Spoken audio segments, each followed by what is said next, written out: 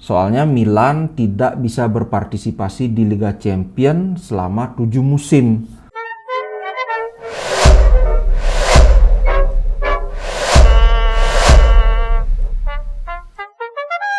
Halo Sobat Mumin, apa kabar? Nah, kali ini aku punya konten yang sangat menarik ini karena kemarin ada yang minta, Bang, tolong bahas Calhanoglu dong. Sebenarnya aku pingin juga bahas Calhanoglu, bagaimana dia berevolusi dari seorang gelandang serang menjadi seorang gelandang tengah atau center midfielder. Tapi itu aku belum selesai bikin persiapannya kan, karena aku mesti riset dulu pergerakan dia kayak gimana, dulu di Milan kayak gimana dan sebagainya. Nah, tapi ini aku nemu bahan yang menarik tentang si Hakan ini atau Mang Kebab. Ini terkait dengan interview dia dengan media Turki, gimana komentar dia tentang Milan, tentang Inter dan sebagainya. Ayo, Hakan Calhanoglu has decided to send his best festive wishes to AC Milan by claiming Inter have a better squad and claiming the Rossoneri never explained the reasons for his exit. Jadi intinya media ini bilang bahwa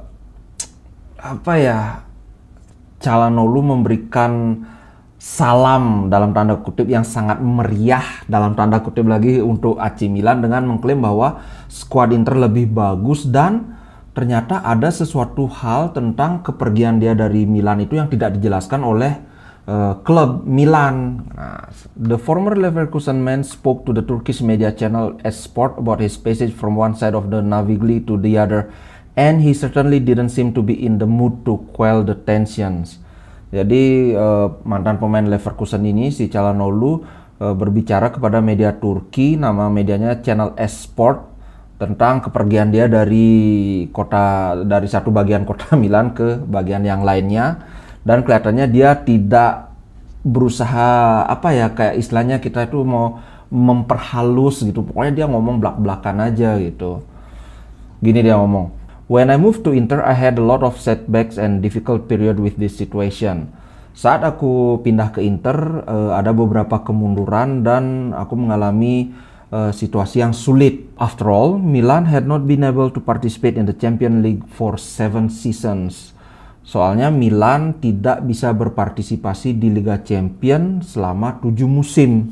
There are many different reasons for my departure. Jadi ada banyak alasan untuk kepergiannya dari Milan maksudnya.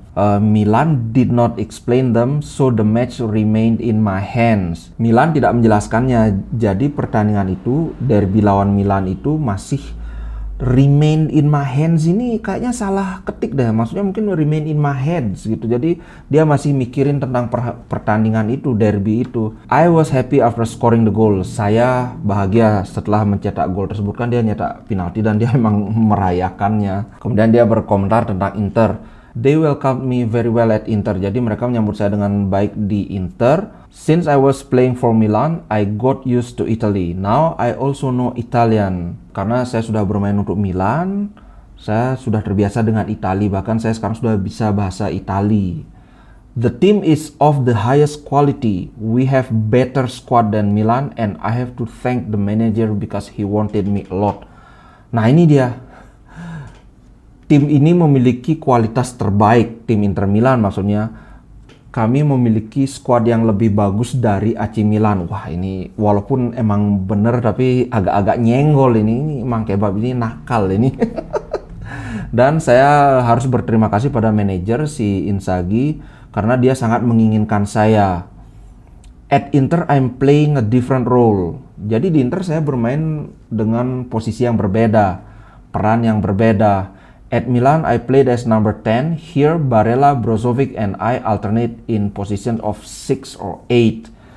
Kalau di Milan, saya bermain sebagai nomor 10. Nomor 10 itu biasanya gelandang serang, playmaker. Tapi kalau di sini, nah ini pernah aku sebutkan, saya, Barella, dan Brozovic bergantian mengisi posisi nomor 6 atau nomor 8. Kalau nomor 6 itu kan gelandang bertahan, nomor 8 itu gelandang tengah. Nah ini aku bilang, pernah aku bahas sekilas bahwa sekarang itu 3 gelandang Inter itu, Brozovic, Barella, dan Hakan itu benar-benar saling berotasi. Barella dari kanan ke kiri, Hakan dari kiri ke kanan. Kadang-kadang Brozo yang maju, Barella mundur mengisi lubang yang ditinggalkan dan sebagainya. Jadi bertiga ini memang selalu berotasi, dan ini memang agak susah, membingungkan di awal-awal musim, di mana penampilan si Hakan itu masih naik turun karena dia masih beradaptasi dengan posisi barunya. Bayangkan dari gelandang serang berubah jadi gelandang tengah, itu sangat signifikan. Lain kalau kita main di Tarkam, wah ada bola maju semua. Tapi di level pro itu kan beda. Selain kita harus memperhatikan pergerakan kita saat bawa bola, bahkan saat kita tidak pegang bola pun kita harus memperhatikan pergerakan kita, pergerakan teman dan sebagainya. Nah itulah yang bikin beda banget posisi antara gelandang serang dan gelandang tengah. Kemudian dia lanjut lagi, I knew the Milan derby wasn't going to be easy for me. I prepared a lot for that match. Jadi saya tahu bahwa derby Milan akan menjadi susah buat saya, dan saya mempersiapkan dengan sangat seksama lah untuk pertandingan derby tersebut. I never put myself under pressure. Saya tidak pernah membiarkan diri saya tertekan. Wih, gila. We had Lautaro Martinez as a penalty taker and then me. But my teammates wanted me to take it in the derby. Jadi biasanya itu yang jadi penalty taker itu adalah Lautaro Martinez. Kemudian yang penendang kedua baru si Hakan. Tapi khusus untuk di derby itu teman-teman maunya dia yang ngambil penalti. It was recently reported that Alexis Saelemaekers, aku nggak tahu bacanya Saelemaekers ini gimana sih. Kalau waktu itu aku denger sih ininya komentatornya bilang Salamaka. Jadi anggaplah Salamaka ya, Saelemaekers tulisannya. It was recently reported that Alexis Saelemaekers was the only Milan player who made any attempt to greet Calhanoglu after the full-time whistle in the derby. Jadi menurut laporan cuma si Salamaka ini aja yang mau menyalami si Calhanoglu habis pertandingan. Gila. Ini baperan banget ini kakak tiri, mas. Ini yang menarik lagi di kolom komennya, ini komen-komen saltinya banyak banget. Ini, I'm very happy for him, he was a sad sack of shit at Milan. Gila. Dia dikatain tai waktu masih di Milan. Gila, ini kakak Terry emang nggak tanggung-tanggung kalau menghina pemain, emang useless most of the last season. Dibilang dia tidak berguna di season sebelumnya. Enggak sih, nggak berguna. Memang kan seperti yang kita sama-sama tahu, waktu itu dia banyak dimainkan bukan di posisi aslinya, dimainkan jadi sayap. Aduh, dari gelandang serang jadi sayap lebih susah lagi itu. Oh, ini ada yang agak objektif ininya, komentarnya. I agree. To me, his shortcomings as a creative midfielder still exist, just that in Inter, there are many players that can play the role to cover him so it becomes manageable. Jadi menurut si Benari, ini namanya yang komen, kekurangan dia sebagai gelandang kreatif itu sebenarnya masih ada di Inter, tapi di Inter ada banyak pemain yang bisa memainkan peran untuk menutupi lubang-lubang yang ditinggalkan oleh si Calhanoglu. Benar juga sih, karena kan sekarang dia sudah bagus banget bertahannya, tapi waktu di awal-awal musim itu kelihatan sekali dia memang kagok pada fase bertahan. Ya namanya gelandang serang disuruh bertahan ya agak kesulitan kan. Ini bagus komentarnya. Ini ini salty lagi nih.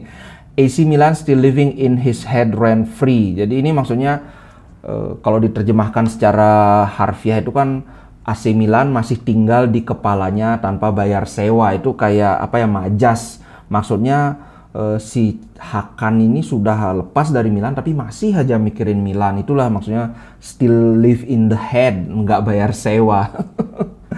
Ini orang nggak bisa move on seperti Donnarumma. Setiap ada kesempatan mereka selalu membicarakan AC Milan. Ya gimana orang pewawancaranya nanya tentang AC Milan ya, masa jawabnya tentang Juventus? Kadang-kadang kalau fans itu agak gimana gitu, bias sekali. He did the dirty on Milan by going to Inter for 500k extra. That says everything about him as a man. I don't miss him one bit. Oh, dia bermain kotor ke AC Milan dengan pergi ke Inter hanya untuk gaji yang 500.000 lebih banyak. Ya sakit hati sih ya, emang karena pemain sekelas Calhanoglu lepas secara gratis. Walaupun sebelumnya diejek-ejek, dimaki-maki, dibilang tidak berguna lah musim lalu, tapi kita semua tahu Calhanoglu itu salah satu pemain yang sangat penting di Milan. Kalau nggak penting ngapain mereka marah-marah coba? Oke, mungkin itu aja dulu untuk konten kali ini.